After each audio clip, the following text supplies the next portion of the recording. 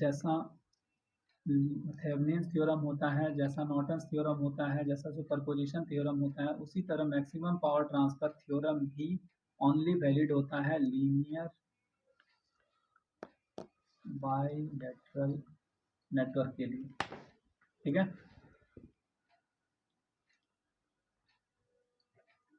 This is valid for linear and bilateral network, ऐसा लिख देना। उसके बाद फिर लिखना मैक्सिमम, इसका statement, maximum power is transferred from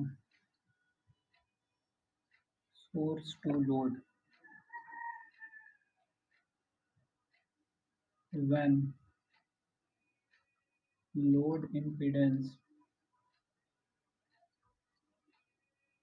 is the complex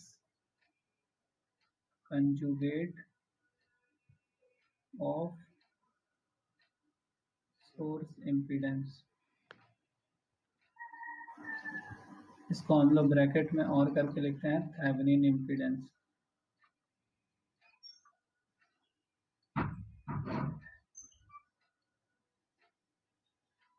Impedance of network is known as maximum power is transferred from source to load when load impedance is the complex conjugate of source impedance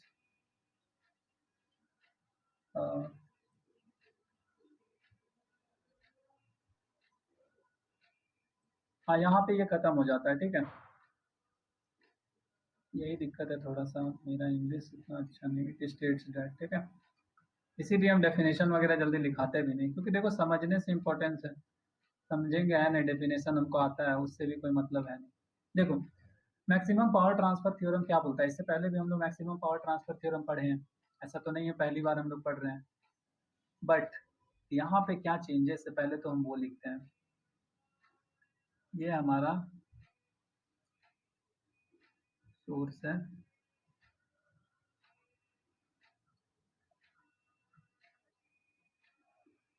ये हमारा source है जो कि VTH है, और ये हमारा source impedance जिसको हम लोग बोलते हैं ना, वोल्टेज सोर्स का इंटरनल जो रेजिस्टेंस होता है वो इन सीरीज होता है, इसी के लिए इसको हम लोग सोर्स इम्पीडेंस भी बोल सकते हैं। इसको हम लोग ZTH बोलेंगे, in series with load ZL।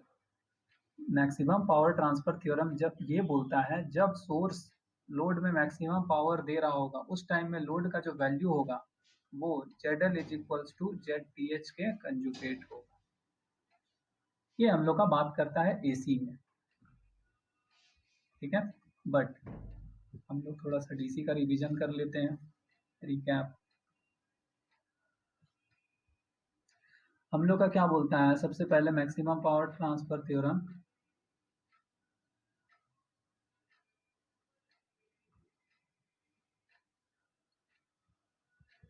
DC के केस में कि सबसे पहले तो हम लोग का किसी भी कॉम्प्लेक्स नेटवर्क को हम लोग कन्वर्ट कर सकते हैं किसमें, थेवेनिन्स इक्विवेलेंट में कर सकते हैं। आफ्टर थेवेनिन इक्विवेलेंट हम लोग थेवेनिन इक्विवेलेंट बना लेंगे। यहाँ पे तो हम लोग AC नहीं है, DC है, तो ऐसे बनाएंगे।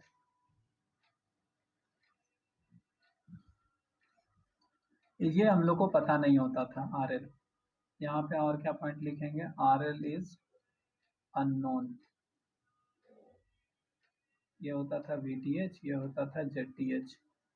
हम लोग फिर यहाँ पे लिखते थे नोट करके, और मैक्सिमम पावर ट्रांसफर RL, अरे ये Z क्यों लिख दिए, यहाँ पे RTH होगा ना। RL is equals to RTH होता था, तब हमारा मैक्सिमम पावर ट्रांसफर होता था। I इज इक्वल्स टू क्या होता था, VTH by 2RTH। RL plus RTH को 2RTH लिखते हैं ना, और मैक्सिमम पावर का वैल्यू कितना होता था, I स्क्वायर R। क्या चीज, आर एल को हम लोग आर टी एच लिख सकते हैं, कहने का मतलब V T H square 4 RTH का होल स्क्वायर इंटू RTH ऐसे लिखते थे। फिर ये आर टी एच कैंसिल होता था, हमारा पी मैक्स का वैल्यू कितना आता था, we T H square by 4 RTH। ये था हमारा कहानी डीसी में, बट एसी में ये बहुत हार्ड हो जाता है। ये कंडीशन कब आता है, जब हम लोग पावर का इक्वेशन को D P by D R L के टर्म में डिफ्रेंशिएट करके जीरो करते हैं, तब ये आता है। ठीक है, अब हम लोग बात करते हैं एसी में। ये था हम लोग का रिवीजन। किसी को दिक्कत है यहाँ पे? अगर मैक्सिमम पावर ट्रांसफर थ्योरम का न्यूमेरिकल नहीं किया हो तो फ्री क्लासेस में अवेलेबल है, उसको वहाँ पे देख सकते हो प्रैक्टिस पर्पस के लिए। ठीक है, और अभी हम लोग फ्री क्लासेस में इतना न्यूमेरिकल्स करने वाले हैं, हर दिन कुछ ना कुछ न्यूमेरिकल्स करेंगे। ठीक है, क्लियर है ये सारा पॉइंट? अब हम लोग एसी में चले जाएं। देखो एसी में क्या बोलता है, इन एसी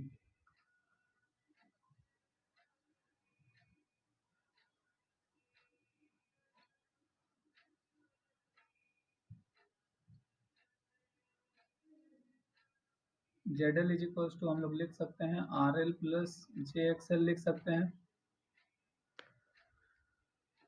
और इसको हम लोग जेड टी एच लिख सकते हैं, इसको हम लोग लिख सकते हैं क्या, are T H plus J X T H, और ये plus minus we T H लिख सकते हैं ऐसा। जिस तरह डीसी में आर एल अननोन होता था, उसी तरह यहाँ पे कौन सा अननोन होगा, Z L. Here Z L is unknown. हम लोग को जेड एल का वैल्यू फाइंड करने बोलेगा, जेड एल का क्या वैल्यू होगा, और मैक्सिमम पावर कितना ट्रांसफर होगा, मैक्सिमम पावर कितना ट्रांसफर होगा, यही बोला है। ठीक है, मतलब ये दो क्वेश्चन आता है। सबसे पहला ये जेडएल का क्या वैल्यू होगा कि मैक्सिमम पावर ट्रांसफर होगा, और दूसरा मैक्सिमम पावर कितना ट्रांसफर होगा। एक चीज हम लोग का डेफिनेशन में ही पता चल जा रहा है, क्या, maximum power transfer from source to load. Source ये है, लोड ये है, कब, जब लोड इम्पीडेंस मतलब Z L is the complex conjugate of source impedance, कहने का मतलब जेड टी एच। देखो एक चीज और ध्यान लेते हैं यहाँ पे हम लोग, अगर ये हमारा है Z T H is equals to R T H plus J X T H, तो इसका जब हम लोग कॉम्प्लेक्स कंजुगेट लेंगे, कॉम्प्लेक्स कंजुगेट, तो इसको हम लोग रिप्रेजेंट करेंगे जेड टी एच से, और ये R T H simply minus X T H हो जाता है। ये पता है ना, मैथ्स का पार्ट है। ये अगर नॉर्मल है हमारा, तो जब उसका कॉम्प्लेक्स कंजुगेट लेंगे तो इमेजिनरी टर्म नेगेटिव हो जाता है। इसका मतलब अगर हम लोग कंपेयर करें इसको जेडएल से, R L plus J X L से, तो हम लोग डायरेक्टली क्या बोल सकते हैं, R T H is equal to R L होना चाहिए, या फिर R L is equal to R T H होना चाहिए। और दूसरा कंडीशन क्या है, और दूसरा कंडीशन क्या होगा, XL is equals to minus X T H होना चाहिए। दो कंडीशन आएगा, अभी हम लोग प्रूव भी कर लेंगे ये दोनों कैसा कंडीशन आएगा।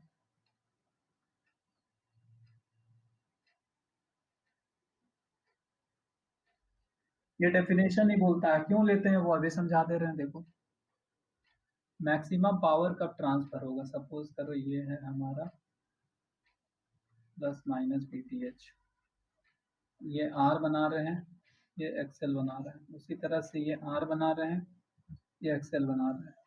ठीक है, ये आर एल, ये जे एक्सएल, ये आर टी एच, ये J X T H. Maximum power तब पॉसिबल है ट्रांसफर होना जब वहाँ पे कोई भी रिएक्टिव एलिमेंट नहीं प्रेजेंट।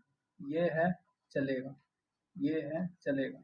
बट ये दूसरे एक दूसरे को काट देना चाहिए। तो ये दूसरे एक दूसरे मतलब ये दोनों एक दूसरे को कब काटेगा, जब X T H is equals to होगा माइनस जे एक्सएल के। उसी से फिर हम लोग जे और ये जे कट जाता है, जिससे आता है XL is equals to minus X T H, ये कंडीशन आता है। इसी कंडीशन को जब हम लोग पुट करते हैं उसमें, तो हम लोग इसको बोलते हैं कॉम्प्लेक्स कंजुगेट। एक नोट पॉइंट करके और लिख देंगे हम यहाँ पे, when maximum power transfer happens, उस टाइम में at that time circuit behaves as pure resistive। समझ आया? अगर सर्किट प्योर रेजिस्टिव की तरह बिहेव करेगा तो हमारा I इज इक्वल्स टू क्या हो जाएगा, V T H divided by Z L plus Z T H, that is equals to V T H by Z L को हम लोग R L plus J X T H लिख सकते हैं, मतलब जे एक्स एल लिख सकते हैं। जेड टी एच को हम लोग लिख सकते हैं R T H plus J X T H, जिसमें ये दोनों तो कैंसिल ही हो जाता है ना।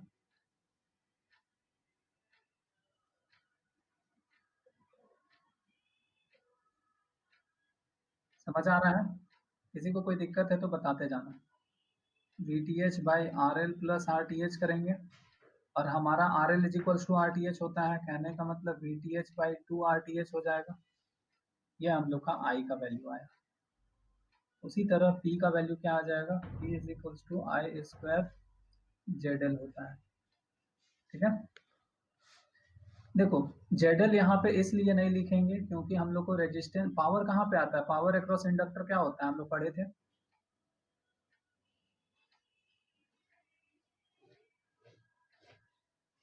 इंडक्टर में पावर जीरो होता है, इसीलिए यहाँ पे आई स्क्वायर जेड एल ना लिख करके हम लोग आई स्क्वायर आर एल लिखें। आई स्क्वायर आर एल की जगह आर एल को हम लोग क्या लिख सकते हैं, आर टी एच लिख सकते हैं। कंडीशन हम लोग का है, ये कंडीशन हम लोग नेक्स्ट क्लास में डराइव करेंगे।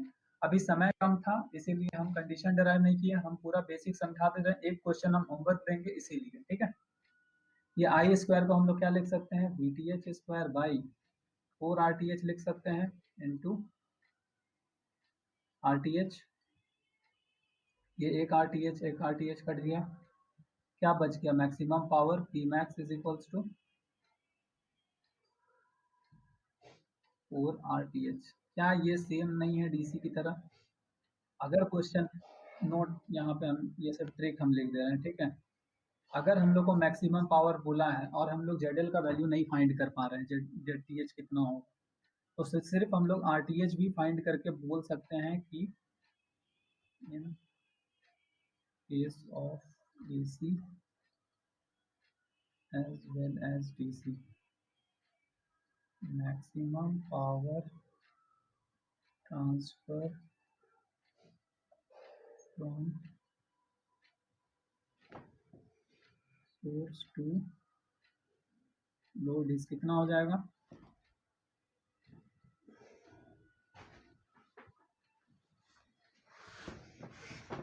4 RTH। ठीक है, अब देखो मैक्सिमम पावर का हम कंक्लूजन लिख देते हैं, 2-3 पॉइंट। कंक्लूजन हम इसलिए लिखते हैं कि ये याद होना चाहिए। सबसे पहला पॉइंट होना चाहिए मैक्सिमम पावर का क्या, सबसे पहले तो हम लोग को सर्किट डायग्राम पता होना चाहिए।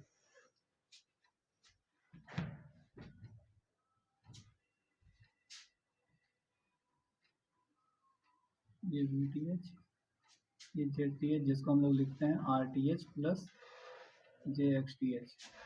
ये जेड एल को हम लोग लिखते हैं R L plus J X L.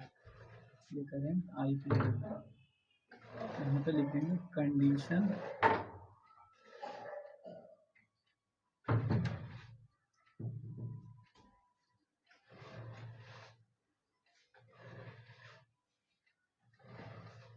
ये एसी लिखेंगे, एसी और डीसी दोनों में हो जाएगा। डीसी के केस में इंडक्टर नहीं होता है, आर एल इज सॉरी